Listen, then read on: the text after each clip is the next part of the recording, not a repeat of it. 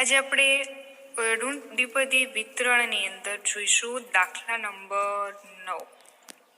દાખલા નંબર 9 છે, એક જથ્થામાં વીજળીના કેટલાક બલ્બ છે જેમાં કોઈ પણ બલ્બ ખામીવાળો હોય તેની સંભાવના 0.1 છે. બલ્બ ખામીવાળો હોય તે પરીક્ષણ કરવાથી જ માલુમ પડે છે અને એક વ્યક્તિ 7 ખામી વગરના બલ્બની જરૂર છે, તો 9મા બલ્બની ચકાસણી કરતી વખતે 7મો બલ્બ ખામી વગરનો મળે તેની સંભાવના શોધો. ઓકે સ્ટુડન્ટ્સ, તો હવે આપણે જોઈએ દાખલા નંબર 9ની અંદર. તો સૌથી પહેલા આપણને શું આપેલું છે કે ખામીવાળો બલ્બ હોય એની સંભાવના 0.1 છે. એટલે સ્ટુડન્ટ્સ, ખામીવાળો હોય એટલે ક્યુ કહેવાશે. ક્યુ થશે 0.1, તો પી થાય 0.9. ઓકે, કેટલું થશે? પી 0.9, કારણ કે ક્યુ 0.1 છે એટલે પી 0.9. પછી 9મા પ્રયત્ન એટલે કે 9 પ્રયત્ન અહીંયા કરવામાં આવે છે, ત્યારે 7મો પ્રયત્ન એને સફળતા મળી છે. એટલું n+x = 9, n = 7, x = 2, કારણ કે 9માંથી 7 જશે તો 2 આવશે. સૂત્રની અંદર કિંમત મૂકીએ. px = n+x - 1c n - 1 pn qx. તો અહીંયા કને 9 n+x એટલે 9, px એટલે અહીંયા x ની કિંમત છે 2, તો p2 આવશે. તો c પછી 9 એટલે n થશે 7 - 1 ગુણ્યા 0.9 ની 7 ઘાત અને 0.1 ની 2 ઘાત, તો એ થઈ જશે 866 બરાબર. અને પછી 0.9 ની 7 ઘાત એટલે કે 0.4783 ગુણ્યા 0.1 ની 2 ઘાત એટલે એ જ રહેશે, 0.01 થઈ જશે, સોરી. પછી 866 એટલે આપણે એને કરીએ તો 8 ગુણ્યા 7 ગુણ્યા 6 ગુણ્યા 5 ગુણ્યા 4 ગુણ્યા 3 છેદમાં 6 ગુણ્યા 5 ગુણ્યા 4 ગુણ્યા 3 ગુણ્યા 2 ગુણ્યા 1. જે ઉડતા હોય ઉડાડી દઈએ, બાકી રહેશે 2 ને અહીંયા 4 થી ઉડાડીએ એટલે થશે 7 ચોક 28 ગુણ્યા 0.4783 ગુણ્યા 0.01 એટલે જવાબ મળશે 0.1339. ઓકે સ્ટુડન્ટ્સ, તો આપણે આ જો નિષ્ફળતા ઘણી વખત એટલે કે સફળતા એટલે આપણે પી કહીશું, પણ ઘણી વખત એવું જે આગળ આપણે સડેલું બટેકાવાની વાત કરી હતી તો ત્યાં પણ ક્યુ આપેલું હતું ને આ દાખલાની અંદર પણ ક્યુ આપેલું છે. એટલે ખાસ એ વાક્ય રચનાની અંદર જોઈ લેવાનું કે કઈ રકમ આપેલી છે, તો એના આધારે પી અને ક્યુ મળી શકે. ઓકે સ્ટુડન્ટ્સ, હવે આપણે આગળનો દાખલો જોઈશું. દાખલા નંબર 10ની અંદર પણ એવું છે કે જો ક્રિકેટનો એક ફટાકાબાજ ખેલાડી કોઈ પણ દડામાં છગ્ગો મારી શકે એની સંભાવના 1/3 છે, તો છઠ્ઠા દડામાં એ ત્રીજો છગ્ગો મારે એની સંભાવના શોધો. તો એ પણ એમ જ થશે. જો અહીંયા કને તમને આપેલી છે પી એટલે 1/3, તો ક્યુ કેટલા થાય? 2/3 થાય. હવે અહીંયા કને જે બતાવેલું છે કે 1 - 1/3 કરવું એટલે 2/3 ની રકમ મળે ક્યુ. પછી n+x એટલે કે 6, n = 3, કારણ કે અહીંયા શું આપેલું છે આપણને દાખલાની અંદર એવું કીધેલું જ છે કે ત્રીજો છગ્ગો છઠ્ઠા દડામાં ત્રીજો છગ્ગો મારે એટલે n = 3, x = 3 થાય. બાકી આ સૂત્રની અંદર સેમ કિંમત જ મૂકવાની છે, તો અહીંયા x = 3 આવશે. n+x - 1 એટલે કે n+x એટલે 6 1 થશે. પછી c 3 - 1 થશે, 1/3 3 ઘાત 2/3 ની 3 ઘાત. પછી 5c2 10 થાય, 1/3 ની 3 ઘાત એટલે 1/27, 2/3 3 ઘાત એટલે કે 2 ગુણ્યા 2 ગુણ્યા 2 થાય એટલે ઉપર આવશે 8, 8/27, 10 ગુણ્યા 1/8/27 ગુણ્યા 27 એટલે 80/729, જવાબ મળે 0.1097.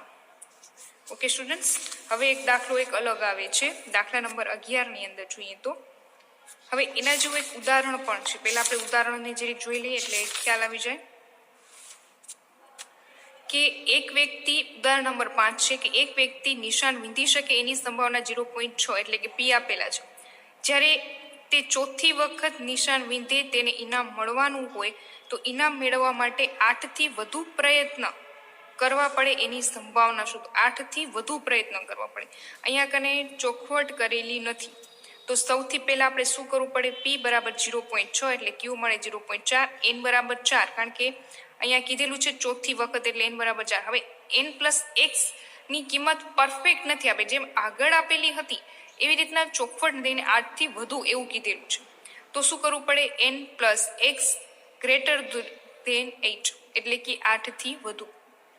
તો n plus x greater than equal to 9 પણ હોઈ શકે. અને એને હવે અહીંયા કને શું મૂકી દીધા? 4. એની જગ્યાએ 4. તો n plus 4 plus x greater than equal to 9. હવે x greater than equal to 5 થાય, કારણ કે અહીંયા કને 9 માંથી 4 જાય એટલે 5 આવશે. પછી શું કરવાનું? પી એક્સ બરાબર સૂત્ર એમને મૂકી દેવાનું. n plus x -1 C n -1 પી ની n ઘાત ક્યુ ની એક્સ ઘાત બરાબર 4 પ્લસ એક્સ -1 સી 4 -1 પી ની 4 ઘાત ક્યુ ની એક્સ ઘાત. અહીંયા શું કરશું? હવે 3 પ્લસ એક્સ, કારણ કે ચોખવટ હજી ખબર નથી આપણને એટલા માટે. સી 6 ની 4 ઘાત 4 ની એક્સ ઘાત. હવે P x greater than equal to 5 એટલે કે 5 કરતાં વધુ. તો 5 અને 5 કરતાં વધુ 5, 6, 7 એવી રીતના લઈ લીધા છે. તો એ એકમાંથી 0, 1, 2, 3 અને 4 આ બાદ કરીએ તો એનાથી વધુ રકમ મળી જાય, કારણ કે એની ચોથી વખતની વાત થયેલી છે. તો n બરાબર 4 છે. તો એ ત્યાં સુધી આપણે લઈ લઈએ અને એ એકમાંથી બાદ કરતો 5, 6, 7, 8, 9 જે હોય એ બધાનો જવાબ આપણને મળી જશે. તો પહેલામાં અહીંયા કને કૌંસની અંદર કરેલું છે 3c3 0.6 ની 4 ઘાત 0.4 ની 0 ઘાત પ્લસ 4c3 એટલે કે 0.6 ની 4 ઘાત 0.4 ની 1 ઘાત. પછી 5c3 એટલે શું કરેલું છે? અહીંયા કને જે કિંમત છે ને એનામાં ફેરફાર કરેલું છે. કયું? n છે. તો આપણે આ જે સૂત્રની અંદર કિંમત મૂકતા આવી 4 પ્લસ 1 ની અંદર ને જે કિંમત મૂકતા આવી એનામાં ફેરફાર થયેલું જોવા મળે છે. બરાબર? 3cx. તો અહીંયા કને આ જે છે તો પેલા કેટલા મૂકેલા હોય? તો અહીંયા કને થાય 3. બરાબર? 3 તો નીચે તો 3 જ આવશે, ઉપર કેટલા મૂકેલા હોય અને ઈ પણ પાછા x માંથી બાદ થાય. બરાબર? 1 બાદ થાય તો 3 પ્લસ 1 એટલે કે અહીંયા 1 મૂકેલો હોય અથવા 0 કરી આલો, પેલામાં 0 મૂકેલો છે તો 3 પ્લસ 0 એટલે 3 એમ જ રહેશે. અને c3 0.6 ની 4 ઘાત 0.4 ની 0 ઘાત. પછી બીજામાં શું કરેલું છે? 1 3 પ્લસ 1 અહીંયા 1 છે એટલે તો 1 મૂકેલો હોય, 3 પ્લસ 1 એટલે 4 થાય. આમાં અહીંયા મૂકવું પડશે. બરાબર? તો 4c3 0.6 ની 4 ઘાત 0.4 ની 1 ઘાત. પછી અહીંયા કને પાછા કેટલા મૂકે? 2. તો 5c3 2 મૂકે એટલે 3 પ્લસ 2 એટલે 5 થઈ જાય. અહીંયા 3 પ્લસ 1 એટલે 4 થયા. તો 0.6 ની 4 ઘાત 0.4 ની 2 ઘાત. પછી પાછા કેટલા મૂકે? 3. આ સૂત્રની અંદર જ મૂકવાનું છે. બરાબર? આ તો આપણું મેઇન સૂત્ર છે જ, પણ એના આધારિત આ સૂત્ર અલગથી કરેલું છે. એટલે 6c3 0.6 ની 4 ઘાત 0.4 ની 3 ઘાત પ્લસ હવે અહીંયા કને 4 મૂકીએ તો 7c3 0.6 ની 4 ઘાત 0.4 ની 4 ઘાત. એક આંકડો વધતો જશે. ઓકે. હવે પછી ઉપર જોઈએ તો હવે બધાને 1 માઇનસ 0.6 ની 4 ઘાત એમ જ લઈ લીધા. હવે જે રકમ આવી બધી અંદર મૂકતા ગયા છે. પેલામાં 1 ગુણ્યા 1 પ્લસ 4 0.4 પછી 0.6 બધામાં કોમન આવેલા છે તો એને બાર જ મૂકી દીધેલા છે. 0.6 ની 4 ઘાત બાર જ લઈ લીધેલી છે. બાકી જે અંદર 0.4 ની ઘાત જે આવી એ બધી લીધી છે, કારણ કે 0.6 ની 4 ઘાત કોમન જ આવશે. બાકી બધામાં ફેરફાર થાય છે. 0.4 ની 1 ઘાત 2 ઘાત 3 ઘાત એમ ફેરફાર થયો છે એટલે એને અંદર મૂકેલી છે રકમ. તમે આ ઉદાહરણ વ્યવસ્થિત રીતે હજુ પણ જોઈ લેજો. તો 1 ગુણ્યા 4 તો એ રીતના જવાબ આખો લીધેલો છે. જ્યારે આમ વધુ વખત પ્રયત્ન આધારિત કે ને ત્યારે જ આવી રીતના દાખલો ગણાશે. જો તમને ચોખવટ કરીને આપી દીધેલી હોય ને તો આ રીતે દાખલો ગણવામાં ન આવે. બરાબર ને? તો હવે આના જેવો જ આપણે એક દાખલો જોઈએ તો વધારે થોડું ક્લિયર થશે. જો અહીંયા કને 0.4 એક વખત છે, પછી 10 કરેલા છે જે આગળની આના ઉપર આધારિત જ દાખલો ગણે. તો 4c3 એટલે પછી 5c3 એટલે 6c3 એનો જવાબ અને 0.4 ની ઘાત કરેલી છે બધામાં. બરાબર? આવી રીતના જ અહીંયા બતાવેલું છે. Okay students? 0.4 ની 2 ઘાત એટલે 0.16 છે. 4 ની 3 ઘાત 0.064 થાય. 4 ની 5 ઘાત એટલે 0.256 થાય. પછી આગળના 4C3 3C4 જે હોય એનામાં આપણે થોડો ફેરફાર કરી અને પછી જવાબ 1 માંથી બાદ કરવાનો છે. ઓકે સ્ટુડન્ટ્સ, હવે આપણે એના જેવું એક દાખલો જોઈ લઈએ. દાખલા નંબર છે 11 ની અંદર કે એક વ્યક્તિ નિશાન વીંધવાની સંભાવના 0.8 છે. જ્યારે ચોથું નિશાન વીંધે એની ત્યારે ઇનામ મળવાનું, તો ઇનામ મેળવવા માટે એને 7 થી વધુ પ્રયત્ન કરવા પડે એની સંભાવના શોધો. ઓકે સ્ટુડન્ટ્સ, હવે આપણે જોઈએ દાખલા નંબર 11 ની અંદર. તો સૌથી પહેલા પી ની કિંમત 0.8 આવશે, કારણ કે આપણને શું કીધેલું છે કે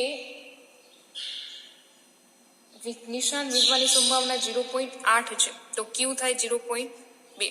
પછી અહીંયા n બરાબર 4 આપેલા છે. શું કીધું છે? ચોથું નિશાન વીંધે, તો n બરાબર 4. x ની કિંમત આપેલી નથી અને 7 થી વધુ પ્રયત્ન એટલે n plus x greater than 7.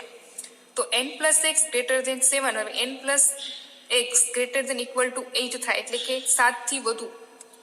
પછી 4 પ્લસ એક્સ એટલે 8 પણ હોઈ શકે ને 8 થી વધારે હોઈ શકે. હવે અહીંયા કને પેલું આ જ લખી દેવાનું, પછી શું કરવાનું, એને 8 લઈ લેવાના, એનાથી 1 વધારે લઈ લેવાનું, પછી એની જગ્યાએ એની કિંમત મૂકી દેવાની. 4 plus x greater than equal to 8. પછી x greater than equal to 8 minus 4 એટલે એક્સ ની કિંમત ગ્રેટર ધેન ઇક્વલ ટુ 4 આવે. હવે આપણે શું કરશું કે 4 પ્લસ 5 પ્લસ 6 એટલે અપ ટુ લઈ જવા પડશે. તો આપણે 1 માંથી 0, 1, 2 અને 3 આ બાદ કરવા પડશે, કારણ કે અહીંયા એના આપણને 4 આપેલા છે, એટલે બાકીની રકમ બાદ કરવી પડશે. તો 4 થી આપણે ગણતરી આગળ આવશે, બરાબર ને?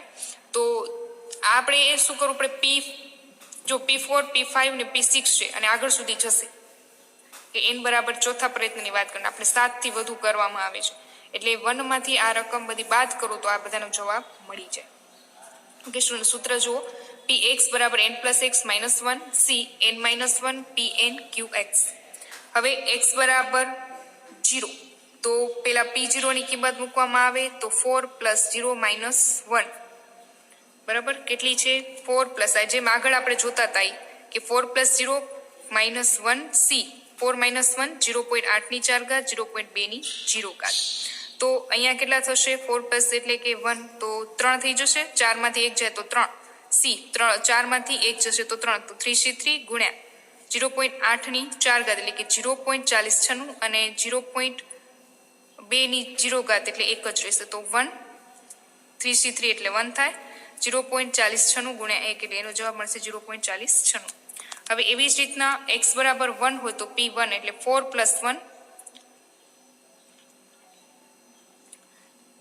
માઇનસ 1 c 4 માઇનસ 1 0.8 ની 4 ઘાત 0.2 ની 1 ઘાત.